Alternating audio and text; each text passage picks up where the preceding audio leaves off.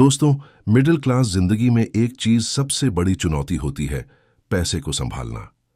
हम सभी मेहनत करके पैसे कमाते हैं, लेकिन अगर उन पैसों की सही प्लानिंग नहीं की जाए तो अक्सर महीने के अंत में हमें समझ नहीं आता कि पैसा कहाँ खर्च हो गया। क्योंकि आमतौर पर हमारी आय सीमित होती है, लेकिन खर्चे हर साल बढ़ते ही जाते हैं। अक्सर महीने की शुरुआत में लगता है कि इस बार पैसे अच्छे से मैनेज कर लेंगे, लेकिन महीने के अंत तक हम सोचते हैं, पता ही नहीं चला पैसा कहाँ चला गया। दोस्तों, अक्सर मिडिल क्लास लोग अमीरी तक इसलिए नहीं पहुंच पाते क्योंकि उनकी पैसों की प्लानिंग और बजट सही नहीं होता। उनके पैसों का कोई प्लान नहीं होता। यही कारण है दोस्तों कि दुनिया के लगभग सभी सफल लोग, चाहे वो बड़े बिजनेसमैन हों या इन्वेस्टर्स, सभी अपने पैसों के लिए एक स्पष्ट बजट बनाते हैं। यही कारण है कि उनका पैसा सिर्फ खर्च नहीं होता, बल्कि उनके लिए और पैसा कमाना शुरू कर देता है। दोस्तों, अगर कोई व्यक्ति सही तरीके से बजट बनाना और पैसों की प्लानिंग करना सीख ले, तो वही मिडिल क्लास इंसान भी धीरे धीरे आर्थिक रूप से मजबूत बन सकता है और अमीरी की तरफ बढ़ सकता है। तो चलिए दोस्तों, आज हम सीखते हैं कि कम आय में भी पैसों की सही प्लानिंग कैसे की जाए और कैसे एक साधारण इंसान भी धीरे धीरे आर्थिक रूप से मजबूत बनकर अमीरी की तरफ बढ़ सकता है। सबसे पहले अपनी असली आय को समझें। बजट बनाने की शुरुआत इनकम से होती है। आप हर महीने कितने पैसे कमा रहे हैं, यह साफ होना चाहिए। जैसे कि मान लीजिए आपकी सैलरी 25,000 रुपये है। पार्ट टाइम काम से आपको 3,000 रुपये मिलते हैं और किसी दूसरी छोटी आय से 2,000 रुपये आते हैं। यानी आपकी कुल मासिक आय 30,000 रुपये हुई। अब आपके पास बजट बनाने के लिए असली आधार है। और दोस्तों, एक बहुत महत्वपूर्ण बात आपको हमेशा याद रखनी चाहिए। ये नंबर सिर्फ अप्रॉक्स नहीं होने चाहिए, बल्कि बिल्कुल एग्जैक्ट होने चाहिए। यानी आपको यह साफ साफ पता होना चाहिए कि हर महीने आपके पास कितने रुपए आ रहे हैं और कितने रुपए कहाँ खर्च हो रहे हैं। जब आप अपने पैसे का एक एक रुपया सही तरीके से ट्रैक करते हैं, तभी आपका बजट वास्तव में काम करता है। क्योंकि अगर आपके नंबर केवल अंदाजे पर आधारित होंगे, तो आपका बजट भी उतना ही कमजोर होगा। लेकिन जब आपके पास एग्जैक्ट नंबर्स होंगे, तब आप सही फैसले ले पाएंगे। कहाँ खर्च कम करना है, कहाँ बचत बढ़ानी है और कहाँ निवेश करना है। रिच डैड पुअर डैड में रॉबर्ट कियोसाकी बताते हैं कि अमीर लोग सबसे पहले अपने कैश फ्लो को समझते हैं। अगर आपको पता ही नहीं कि पैसा कितना आ रहा है, तो आप उसे नियंत्रित नहीं कर सकते। दोस्तों, अब दूसरा स्टेप है कि आपको अपने सभी फिक्स्ड और वेरिएबल खर्चों की एक लिस्ट बनानी है। यानी आपको यह लिखना है कि हर महीने आपका पैसा किन किन चीजों में खर्च होता है। दोस्तों, जब आप अपने खर्चों की लिस्ट बनाते हैं, तो इसे और भी आसान और स्मार्ट बनाने के लिए दो कैटेगरी में बांटना जरूरी है: फिक्स्ड कॉस्ट और वेरिएबल कॉस्ट। फिक्स्ड कॉस्ट वो खर्च हैं जो हर महीने लगभग एक जैसे होते हैं और इनमें ज्यादा बदलाव नहीं होता। जैसे कि घर का किराया, बिजली पानी गैस का बिल लगभग तय, बच्चों की पढ़ाई की फीस, लोन या ईएमआई। वेरिएबल कॉस्ट वो खर्च हैं जो महीने दर महीने बदल सकते हैं। जैसे कि राशन और खाना, बाहर खाना या कैफे में खर्च, यात्रा या पेट्रोल, ऑनलाइन शॉपिंग, मनोरंजन या पार्टियां।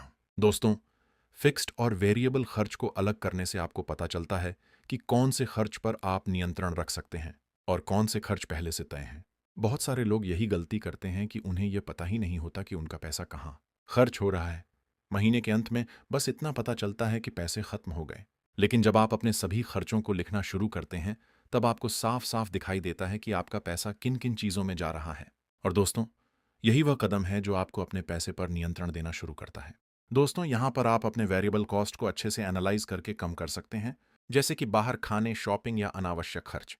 और जो पैसा बचेगा उसे सीधा निवेश में डाल सकते हैं, जैसे एसआईपी, पीपीएफ, आरडी या म्यूचुअल फंड। इससे आपका पैसा बेकार खर्च नहीं होगा, बल्कि धीरे धीरे बढ़कर आपके लिए आर्थिक सुरक्षा और अमीरी बनाएगा। दोस्तों, बचत को प्राथमिकता दें। जैसे ही पैसा आए, पहले 5,000 रुपये बचत या निवेश में डालें। छोटा इन्वेस्टमेंट शुरू करें, जैसे कि एसआईपी, पीपीएफ, आरडी या म्यूचुअल फंड में धीरे धीरे पैसा लगाएं। बस यही आदत बनाना है कि कमाई का एक हिस्सा बचाना और निवेश करना, बाकी खर्च पर नियंत्रण रखना। दोस्तों, तीसरा स्टेप यह है कि सबसे पहले आपको अपनी बचत और इन्वेस्टमेंट तय करना है। यानी आपको पहले ही यह फैसला कर लेना चाहिए कि हर महीने आपको कितना पैसा बचाना है या इन्वेस्ट करना है। मान लीजिए आपकी कुल मासिक आय 30,000 रुपये है और आपने तय किया कि आपको हर महीने 5,000 रुपये बचाने या इन्वेस्ट करने हैं। तो सबसे पहले अपनी सैलरी से 5,000 रुपये अलग निकाल दीजिए। अब आपके पास जो पैसा बचता है, वही पैसा आप अपने खर्चों के लिए इस्तेमाल करेंगे। दोस्तों, यहां पर मैं आपको एक महत्वपूर्ण सलाह देना चाहूंगा। कोशिश करें कि आप जितना हो सके उतना ज्यादा पैसा निवेश और इमरजेंसी फंड के लिए अलग रखें। मान लीजिए कि आपका खुद का घर या अपार्टमेंट है, और आपको हर महीने किराया नहीं देना पड़ता। तो ऐसे में आपके पास एक अच्छा मौका होता है कि आप उस एक्स्ट्रा पैसे को इन्वेस्टमेंट में लगा सकें। दोस्तों, अगर आप उस पैसे को इन्वेस्टमेंट में लगाते हैं तो धीरे धीरे आपकी वेल्थ बढ़ने लगती है। आप नए एसेट्स बना सकते हैं जो भविष्य में आपको अच्छा रिटर्न दे सकते हैं। और अगर आप किराए के घर में रहते हैं तब भी कोशिश करें कि अपने खर्चों को नियंत्रित करके जितना हो सके उतना पैसा बचा सकें, क्योंकि दोस्तों, छोटी छोटी बचत और नियमित निवेश ही समय के साथ बड़ी संपत्ति में बदलते हैं। दोस्तों, चौथा स्टेप है इमरजेंसी फंड बनाना। आपको अपनी आय में से हर महीने थोड़ा पैसा अलग निकालकर एक इमरजेंसी फंड बनाना चाहिए। यह फंड इसलिए जरूरी होता है ताकि अगर अचानक कोई समस्या आ जाए, जैसे नौकरी चली जाए, बीमारी आ जाए या कोई अचानक खर्च आ जाए, तो आपको कर्ज लेने की जरूरत न पड़े। आमतौर पर इमरजेंसी फंड आपके 3 से 6 महीने के खर्च के बराबर होना चाहिए। उदाहरण के लिए, अगर आपका मासिक खर्च 20,000 रुपये है तो आपका इमरजेंसी फंड लगभग 60,000 रुपये से 1 20,000 रुपये तक होना चाहिए, जिससे आपके 3 से 6 महीने का खर्च कवर हो जाए। इतना पैसा धीरे धीरे इकट्ठा करके अलग रखना चाहिए। और एक महत्वपूर्ण बात यह है कि यह पैसा आपके निवेश के पैसे से अलग होना चाहिए। मान लीजिए कि आप हर महीने 5,000 रुपये इन्वेस्टमेंट के लिए निकाल रहे हैं, तो इसके अलावा आप 500 रुपये हर महीने इमरजेंसी फंड के लिए भी अलग रखें। धीरे धीरे कुछ महीनों में आपका इमरजेंसी फंड तैयार हो जाएगा और इससे आपकी आर्थिक सुरक्षा भी मजबूत होगी। दोस्तों, इमरजेंसी फंड आपकी फाइनेंशियल लाइफ की सेफ्टी बेल्ट की तरह होता है, जो मुश्किल समय में आपको सुरक्षित रखता है। जब आपके पास इमरजेंसी फंड होता है तो आपको ऐसी परिस्थितियों में कर्ज लेने या निवेश तोड़ने की जरूरत नहीं पड़ती।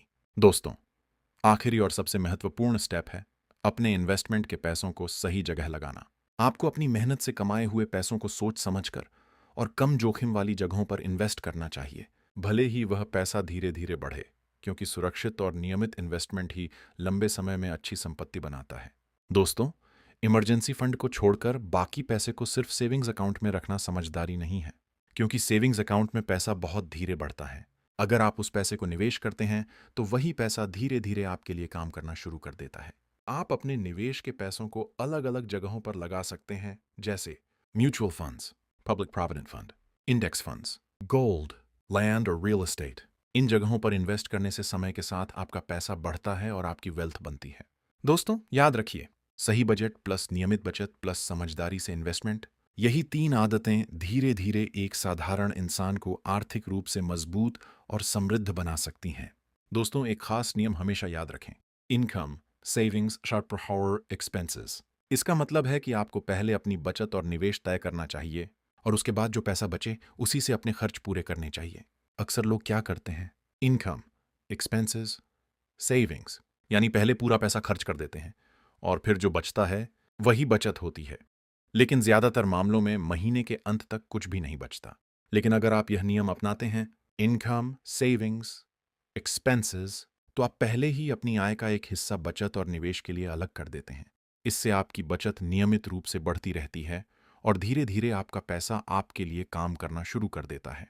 दोस्तों, मिडिल क्लास या कम आय वाले लोगों के लिए बजट बनाना कोई विकल्प नहीं, बल्कि एक जरूरत है।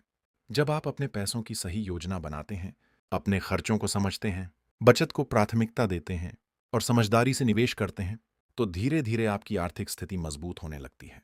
याद रखिए दोस्तों, अमीर बनने के लिए हमेशा ज्यादा कमाई होना जरूरी नहीं होता। कई बार सही आदतें और सही फाइनेंशियल प्लानिंग ही आपको आगे ले जाती हैं। इसलिए आज से ही अपने पैसों को बिना योजना के खर्च करने के बजाय उन्हें एक सही दिशा देना शुरू कीजिए, क्योंकि दोस्तों, छोटी छोटी बचत और सही इन्वेस्टमेंट ही समय के साथ बड़ी संपत्ति बनाते हैं। दोस्तों, इस वीडियो को देखने के लिए आपका बहुत बहुत धन्यवाद। अगर आपको ये वीडियो पसंद आया हो और इससे आपको कुछ सीखने को मिला हो तो वीडियो को लाइक ज़रूर करें। और अगर आपने अभी तक मेरे चैनल को सब्सक्राइब नहीं किया है तो कृपया सब्सक्राइब करना मत भूलिए, ताकि आपको ऐसे ही पैसों की प्लानिंग, पर्सनल फाइनेंस और सेल्फ ग्रोथ से जुड़ी उपयोगी जानकारी आगे भी मिलती रहे। धन्यवाद। फिर मिलेंगे अगली वीडियो में।